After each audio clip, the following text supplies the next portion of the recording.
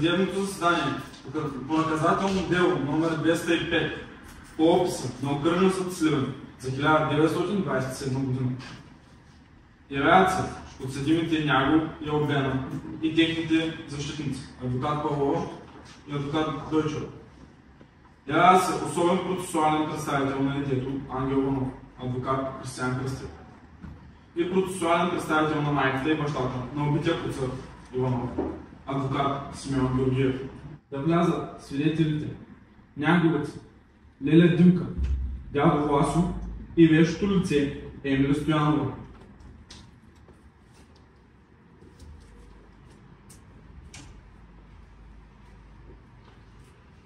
За Окръжна прокуратура Сливен се явява прокурор Станислав Станков.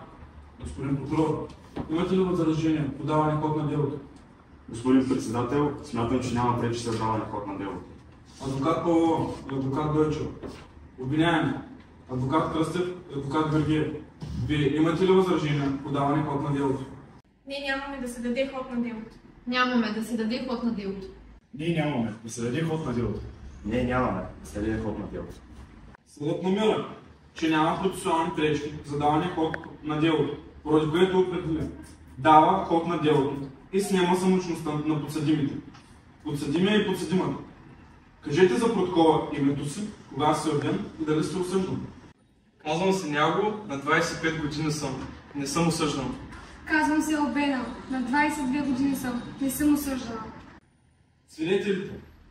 Кажете за протокола, трите си имена, на колко сте години и дали имате близки отношения с подсъдимите. Казвам се Димка Панайотова Георгиева.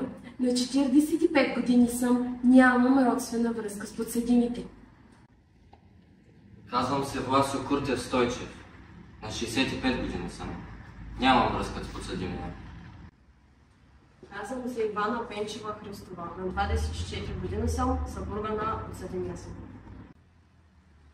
Ще ви разпитаме като свидетели и може да откажете показания. Само ако ще уличите себе си или ваше обвинение в престъпление. Може да се консултирате с адвокат, може да се служите с бележки и имате право да ви заплатим разноски за явяването. Длъжен съм да ви предупредя, че за лъжа свидетелстване носите наказателна отговорност по член 290 от Наказателния кодекс. И това престъпление се наказва с лишаване от свобода до 5 години. Обещавате ли, свидетелите, че ще говорите истината? Обещаваме. Някой да има искане за отводи на съдебния състав, прокурора или секретаря, или да иска събиране на други доказателства, освен събраните на следствие. Господин председател, нямам искане за отводи. Моля да дадете ход на съдебното следствие. Нямаме искания за отводи да се даде ход на съдебното следствие. Нямаме искания за отводи да се даде ход на съдебното следствие. Моля да допуснете до участие в процеса и да конституирате в качеството на частен обвинител детето на убития процър Иванов, Ангел Иванов. Предявявам от негово име и моля да приемете за разглеждане граждански иск против двамата подсъдими Няго и Албена за солидарно заплащане на обезщетение за неимуществени вреди в размер на 200 000 лева. Моля да допуснете до участие в процеса и да конституирате в качеството на частни обвинители родителите на убития процър Иванов. Явявам от тяхно име и моля да приемете за разглеждане граждански иск против двамата подсъдими Няго и Албена за солидарно заплащане на обезщетение за неимуществени вреди в размер на 100 000 лева. Всеки един от моите доверители. На лице са основанията на закона за конституиране на частни обвинители, поради което съдът определя конституира детето Ангел Иванов, майката и бащата на процър Иванов, качеството на частни обвинители и граждански ищци, настоящото производство. Приема за съвместно разглеждане предявените граждански искове. Съдът намира, че няма пречки и дава ход на съдебното следствие, поради което съдът определя дава ход на съдебното следствие. Дава думата на прокурора да прочете обвинителния акт. Господин прокурор, прочете обвинителния акт. Прокуратурата обвинява Няго Стойко Христов и Албена Иванова в това, че двамата са участие помежду си, обвиняемия Христов като извършител, за това, че умишлено Мартил в началото на страстната седмица между 18 и 20 април 1927 година в село Дряново, пострадалият куцар Петров Иванов и обвинявата Албена Иванова като помагач за това, че по същото време и място умишлено улеснила извършването убийство от обвиняемия Няго Христов. Чрез разяснение, в коя стая се намира пострадалият куцар Иванов, чрез отстраняване на спънки, като отворила вратата на къщата, като включила вратата на двора, което е престъпление според член 115, връзка с член 20, алинея 2, връзка с алинея 1 от Наказателния кодекс за обвиняемия Христов и по член 115, връзка с член 20, алинея 4, връзка с алинея 1 от Наказателния кодекс за обвиняваната Албена Иванова. Обвинението са базирано на показанията на свидетелите от селото дядо Васил и Леля Димка. Поддържам обвинението на прокуратурата. Поддържам обвинението на прокуратурата. Подсъдимия Няго и подсъдимата Албена. Разбирате самостта на обвинението. Признавате ли се за виновни и ще дадете ли обяснение? Да, разбирам обвинението и бих желал да дам обяснение. Аз също се запознах с обвинението и желая да обясня какво се случи в съдбовната нощ. Вярвам, че в хода на следствието ще бъде доказана моята невинност. Съдът дава думата на подсъдимата Албена. Моля за тишина в залата. На 19 април, вторник, в 21 часа вечерта, мъжът ми куцар спеше в нашата спалня. Детето спеше в същата стая. Аз разтрепвах след вечеря в кухнята. В един момент и някаква пучка на вратата и аз отидох да проверя той. На прага седеше някой. Той каза, че трябва да поговорим и пожела да влезе в къщата. Аз му казах, че е невъзможно, защото мъжът ми е вкъщи и спи. Въпреки отказа ми, той настоя и влезе вътре. Отидохме в кухнята, притворих вратата и започна нашият разговор. Не след дълго куцар нахлу и нападна Няго. Започна да крещи, да му посяга сумруци. Видя как взима нож, изплаша се и изляза в кухнята. Чух, че детето плаче заради шума. Изтичах да го взема и побързах да изляза на двора. Последваха още крязици, докато накрая не настъпи тишина. Няго излезе. Прибледнял, изплашен. Попитал го какво се е случило. Той не ми отговори и побягна.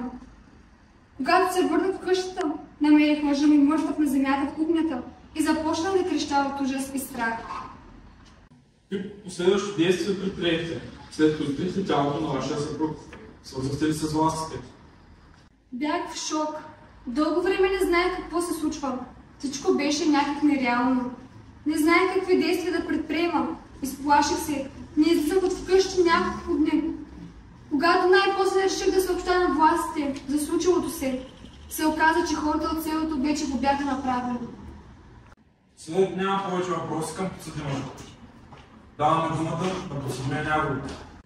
Признавам се за виновен. Аз го извърших. Скарахме се. Албена не е виновна. Не ми е помагала. Много я обичам. Няма да давам други обяснения. Ще отбележи представянето ви в протокола. Благодаря ви. Съдът пристъпва към разпит на свидетелите. Да влезе в залата първият свидетел, дядо Власо. Господин прокурор, имате думата за въпрос. Виждате ли сте близост между Няго и Албена? Вижте, не съм запознат с вашите закони и тям подобни, затова ще ви говоря направо. Албена последно време съм я виждал все покрай къщата на Няго.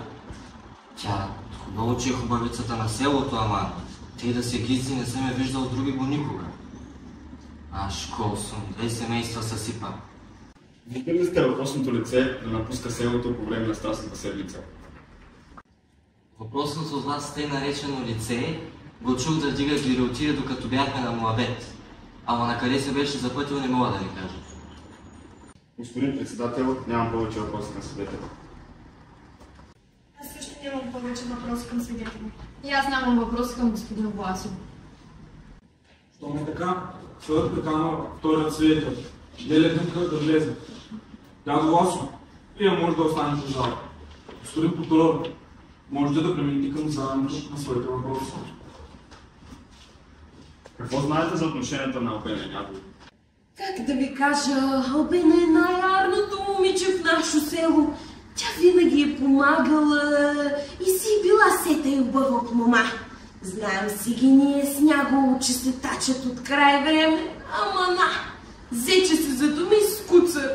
И къщовница беше. Чистеше, готвеше, переше, чадото си гледаше, но либето си не можа да забрави. Нали сте чували, че първата любов ражда не хваща? А Куцър, момък крив по рождение, сякаш не можа да преглътне, че не то е щастието обенено. Онази съдбовна вечер се чуваха викове, крясъци и тропот от техния дом. В село така и не се разбра какво бе станало, но от уста на уста се чуваха какви ли не версии за това какво се бе случило. Но какво да ви думам? Грешна беше тази жена, но беше хубава. Виждали ли сте подсъдимия да излиза от дома си по време на Страстната седмица? Не съм го видела, няко скоро време губеше се сякаш. Виждали ли сте промяна в поведението на Няго и Албена? Не, Албена и Няго се тъй се гледаха, но имаше и нещо друго за този поглед. Няма повече въпроси. Съдът дава възможност на адвоката да зададе своите въпроси. Виждали ли сте промяна в поведението на Куцър спрямо подсъдимия? Аде, сега какво да ви кажа? Куцър, нашо момче беше, ама все нещо опонираше на Няго и чеше си презрението му. Имаше ли неразбирателство между Куцър и подсъдимото лице? А предумам ви бе! Куцър имаше зъб на Няго. Все му се караше и подмяташе нещо злостно по негов адрес. Господин председател, с това моите въпроси се изчерпаха. Моля за тишина в залата. Госпожо Дойчева, имате ли някакви въпроси на свидетел? Да, господин съдия. Виждали ли сте подсъдимата Албена да напуска дома си по време на Страстната седмица? Албена след онази мрачна нощ, ние бяхме видела, ни съм я чувала. Докато я видях на Мегдана, аз си мълчах, ама имаше едни, те, завистливи селячки, да знаете само как я хулиха и я сочиха с пръст. Господин председател, нямам повече въпроси към свидетелката. Благодаря ви. Щом е така, съдът приканва третия свидетел. Няговица. Лиля Глинки, вие можете да останете в залата. Към свидетелката Няговица. Вие, като съпруга на подсъдим Милен Нягов, може да откажете да давате показания. Ще дадете показания. Възползвам се от правото си да не давам показания. Не желая да свидетелствам. При това положение освобождавам свидетелката Няговица от залата. Може да се върнете. Довиждане. Съдът определи пристъпва към разпит на вещото лице Емили Стоянова. Моля свидетели да напуснат залата и да изчакат да бъдат викани за разпит. Вещото лице моля да остане в залата. Госпожо експерт, кажете за протокола трите си имена, възраст, образование и имате ли връзка с някоя от страните? Аз съм Емилия Иванова Стоянова, българска гражданка на 35 години с висше образование. Нямам родство и отношение с страните по дело. Предупреждавам, че носите наказателна отговорност до 5 години лишаване от свобода за недобросъвестно заключение, съгласно член 291 от наказателния кодекс. Обещавате да дадете заключение по знание и съвест. Обещавам. Работя като съдебен лекар в болница, имам специална съдебна медицина и патологоанатомия, извърших съдебно-медицинска експертиза на трупа от Цар Иванов. Изложила съм всичко в писмено заключение и депозирам по делото. Поддържам изцяло. Въпрос към вещото лице, господин прокурор. Можете ли да ми кажете малко повече за това, кога е настъпила смъртта, какво е оръжието на убийството и какви доказателства са били намерени на местопрестъплението? Да, разбира се. Трупът е намерен на 21 април, Страстната седмица. Жертвата е убита от полудните 19 вечерта и 20 сутринта.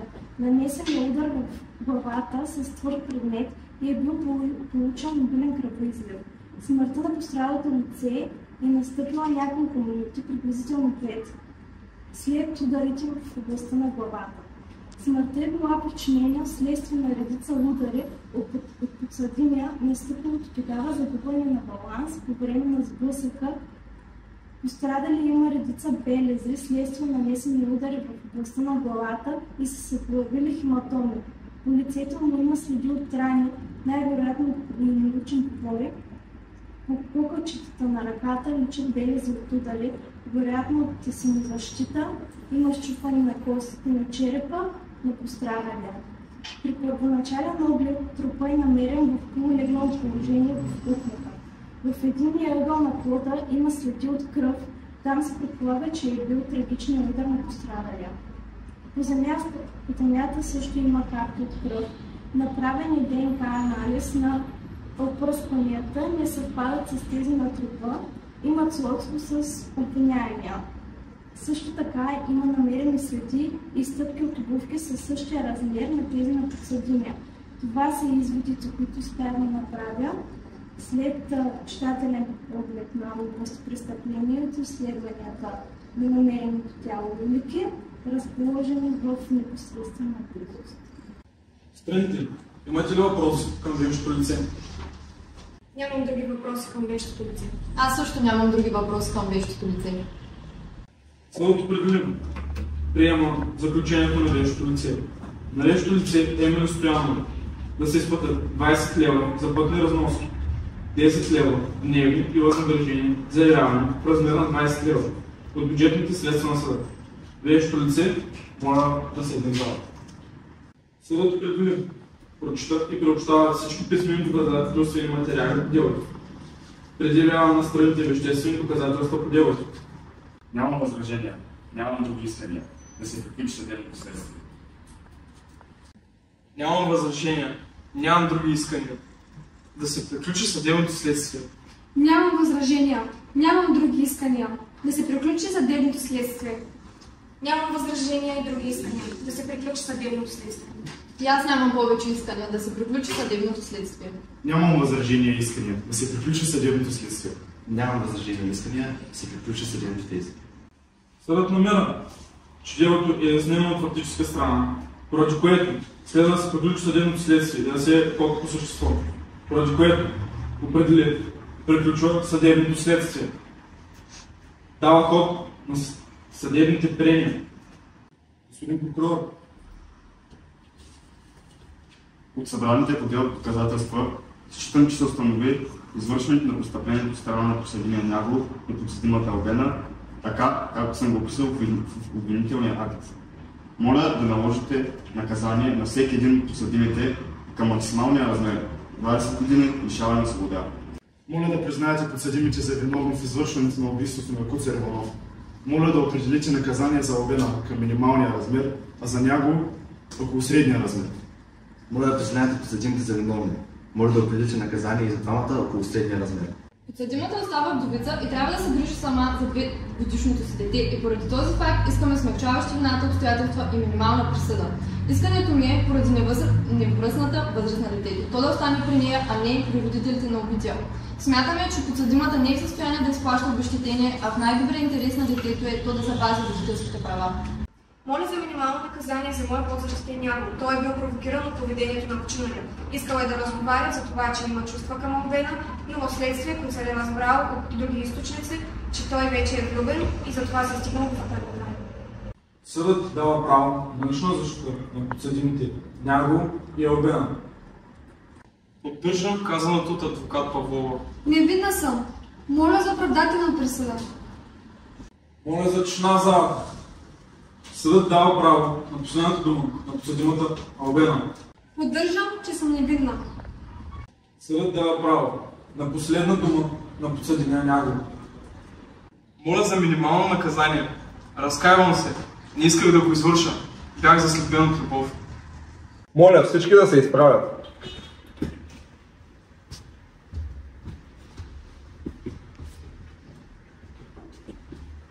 Съдът присъди.